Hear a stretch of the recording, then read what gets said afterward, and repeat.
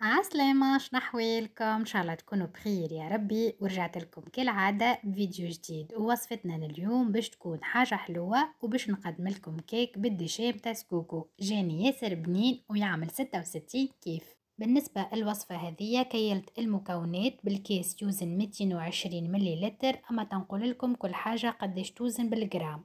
نستحقوا 4 عظمات، 150 جرام سكر، 150 مليلتر حليب، 170 جرام دشيز جوجو، 60 مليلتر زيت، 200 جرام فرينة، ياغورتا، شوية متاع لافاني ليكيد، سينو تنجمو تحطو ساشي سكر فاني، شوية لوز وشوية جلجلان وخميرة الجاتو.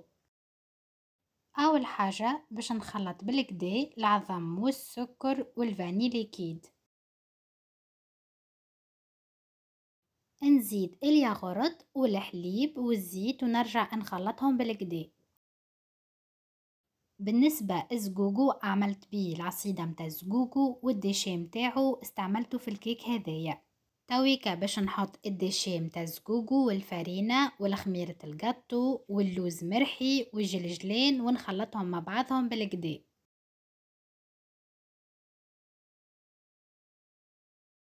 خذيت مولا كيك دهنته بشوية زبدة ورشيته بشوية فرينة وصبيت فيه الخليط متاع الكيك.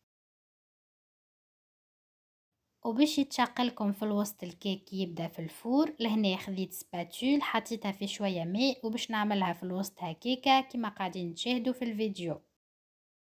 طيبت الكيك 45 دقيقة على 180 درجة، خرجته من الفور وخليته برد بالكدا. ولهنا باش نزينه من الفوق بالشوكولاتة، تجموا تزينوا الكيك متاعكم كما تحبوا. وكان عجبتكم وصفتي لليوم ما تنساوش باش تحطوا لي جيم اي كومنتير وتبارطاجيو الفيديو وتحطوا لي ابوني على اليوتيوب والتيك توك والانستغرام والفيسبوك، ونتلقاو في مزيد من الوصفات.